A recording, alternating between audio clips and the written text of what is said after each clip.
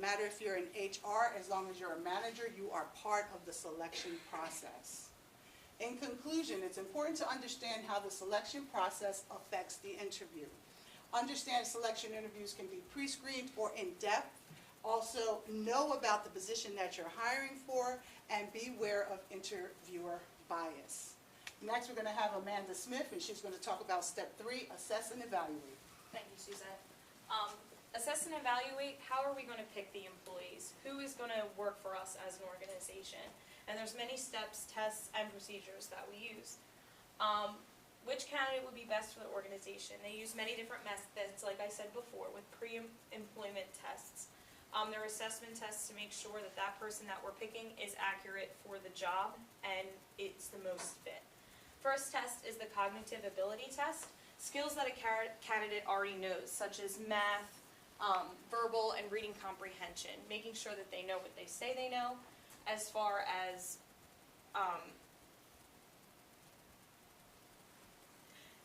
personality test. Social behavior skills, they run through the personality to make sure that you're honest and hardworking versus like lazy, slacking off. A lot of personality tests will be able to determine what type of person you are in the workforce.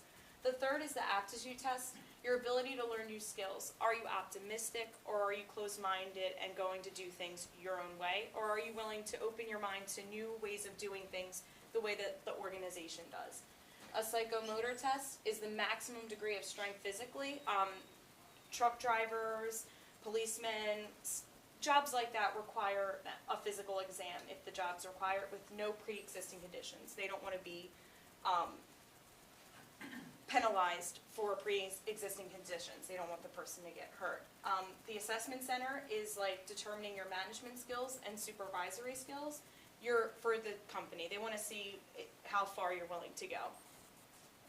Assessments for legal requirements. Hiring the wrong person can be very costly. You don't want to repeat the hiring process over and over, especially when you can pick the right candidate the first time. Another way to eliminate a candidate is through a drug test.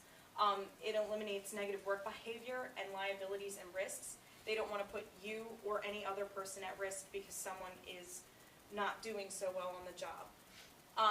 Medical exams, they identify potential health or fitness risks. It has to be job related, and if the person's disabled, it does not apply to them, and it must be performed at the correct time. You're not going to give them a medical exam just out of nowhere. Reference checks, companies check on previous employers. They check for the reliability of the amount of time that they have worked there for the company and make sure that the job description that they've done was the actual job description, what they did. They check for the honesty and credibility and for personal insights of how you were as a worker. Were you on time? Did you really get that manager promotion, etc.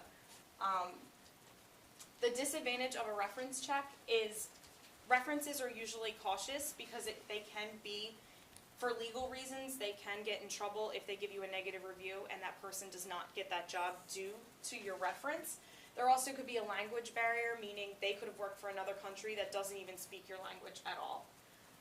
About selecting jobs, is the potential candidate as qualified as they said they are? They basically piece all of that together between the reference check, between the background, the references, stuff like that. When we go to reliability, we're talking about, are our tests accurate for our candidates? Motor skills are taken 2 times to make sure that the person's score should be similar, to make sure what they're telling you is accurate, and also to check our accuracy as well. Validity is to make sure the answers to the interview are accurate. Follow up with a reference check or the personality test, was it accurate? Just making sure that when we're asking the interview questions, were the interview questions worth asking for our company? Was it beneficial? Equity, there's 2 different ways that we can pick these people. Do we have a diverse workforce? We don't want to just have one different type of people. And also, were the decisions fair? Were we picking that person because they were the most qualified, or were we picking that person because it was our cousin or somebody knew that person? Cost effectiveness, are our tests, interviews, personality tests, are they cost effective? Are they beneficial to not just us, but the potential candidates? New and you, I used to work for ShopRite. I do still work for ShopRite. When you apply to them, they give you a red or green because they'll ask you similar questions of how you're going to handle that job. They'll give you red or green to see if you pass and if they'll continue with an interview. I've also just recently had an interview with Northwestern Mutual, and they give you a personality assessment. They make you pick adjectives from your job, how you are in your job, and how you are as a person, and see if they match up. My conclusion is that it's more than just going over applications. You have screenings, tests, so much more. And you want to make sure the right person is hired for the job, because once again, it would be very costly to your company or organization. Next, we're going to talk about select an offer, and here's Kim. Hi, my name is Kim. Right now I'm gonna talk about my very last step section and select an offer. Select an offer is the last step of selection process. It's bring everything together to complete candidate evaluations and make hiring recommendations.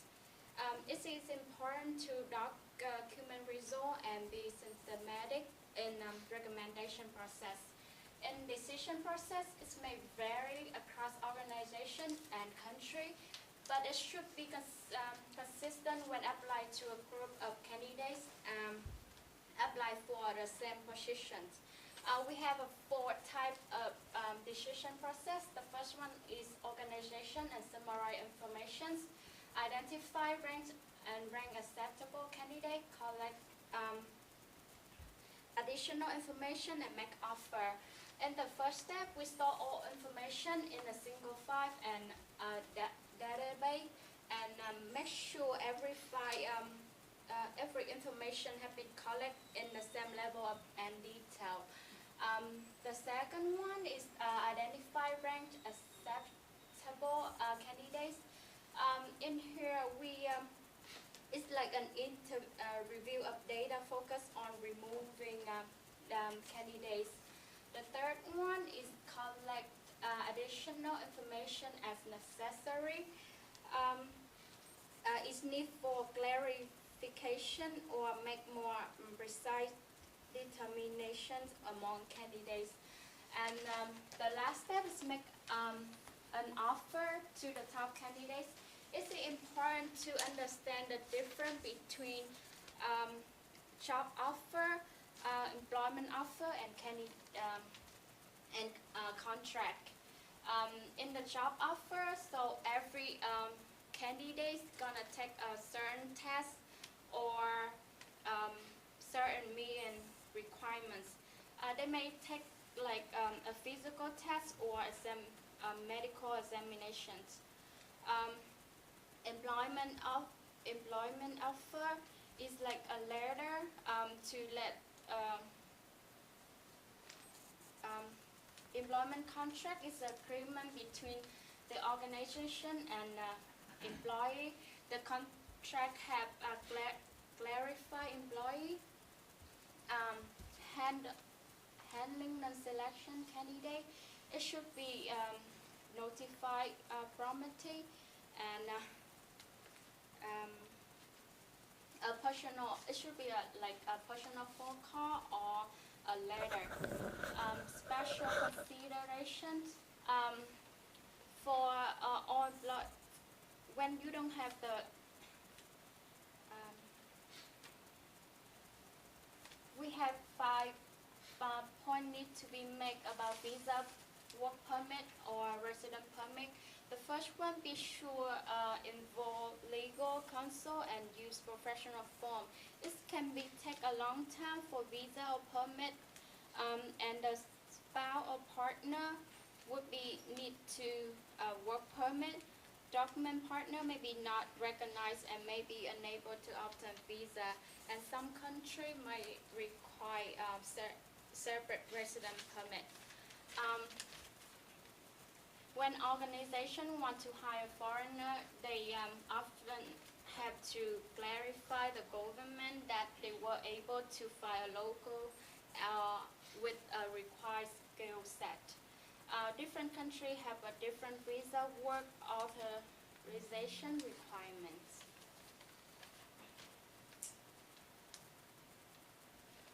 For new and youth, as a future manager, I understand that job offer is one of very important, and when and the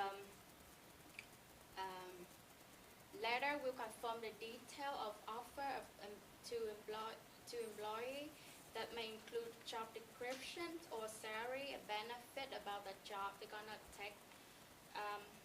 For the conclusions, select an offer step, it make easier if interview work carefully and valid and reliable instrument were used to gather data. The selection process should be as selecting a pool of candidates, not just a single person. And it's more option and flexibility to the jobs. And next is Sarah. She's gonna talk about her life. Hi guys, my name is Sarah and I'm going to be talking about realistic job previews and the selection process. So what is a realistic job preview? A realistic job preview is any part of the selection process that's going to provide an applicant with an honest and complete information about a job that they're interested in and the work environment that they would be entering. There's going to be 3 primary objectives you're going to want to attain with a realistic job preview. The first one is you're going to want to give that candidate as much information as possible so that they can make an informed decision about their own suitability for the job. The second primary objective is it's going to allow the organization the opportunity to portray the job objectively. So you're going to want to include those favorable aspects of your company and also the unfavorable as well to really give the employee an idea about that. And the last primary objective is you're going to want to increase the potential of a good match between the candidate and the organization. If you're realistic in your job preview, odds are you're going to get candidates that are going to match for your company. So what are some characteristics of a realistic job preview? The nature of the job and the organizational culture are going to be 2 important factors that are going to shape the information that is shared and how it is presented. There's going to be some different types of realistic job preview information. The first is you're going to want to describe a typical day on the job. What is the employee going to be doing? You also want to be clear and state your vision, mission, and values. If the employee doesn't agree with that, why are they going to work for you? And a brief description as well. You're going to also want that written job description of exactly what the employee is going to be doing, and you're going to maybe want to include some aspects of the job that have been difficult for other employees so that they can maybe prepare for those. You're also definitely going to want to put those aspects, though, of the job that have been rewarding for other employees, things that they can look forward to and work towards. And you're going to want to let them know about opportunities for professional development and advancement. When you get a job, you're always going to look ways to move up and exceed in your career. Of course, compensation and benefit realities is always on someone's mind when they're applying for a job. Those things are extremely important. And you're going to want to include some unique aspects of the job. Are you going to be dealing with customer complaints? Are you going to have overtime, holiday pay, things like that? You definitely want to include pending organizational layoffs. Are you reorganizing? Are you merging with another company? Are you acquiring another company? And you just want to outline those steps in the selection process. Ways of doing this, you can do a video about your organization and the brand. You could do tours of the workplace, whether it's virtual or a walkthrough. You can interview with future coworkers, you could do job-related videos, and you could have simulations that would replicate the working conditions that they're going to do. So some benefits of realistic job preview. A simple but extremely wise saying that I found is it pays to tell the truth. If you're completely honest in the preview of your job, you're going to have happy employees and you're going to have a better outcome as a result. It's going to dispel those unrealistic expectations and accurately represent your organizational realities. You're going to promote a healthy exchange between the applicant and the organization, and it's going to encourage that self-selection on the candidate side. You're going to increase job satisfaction and help prevent disappointments. If the employee knows exactly what they're applying for and they get there and it's not what you said it was, obviously they're going to be disappointed. It's going to reduce that post-entry stress because the employee should be entering the workplace with a very good idea of what they're going to be doing. If they get there and it's not what they expected, they're going to want to leave. And employee turnover is a very expensive thing for a company. You don't want to be constantly turning over employees. The only drawback about a realistic job preview is that you just have to make sure you're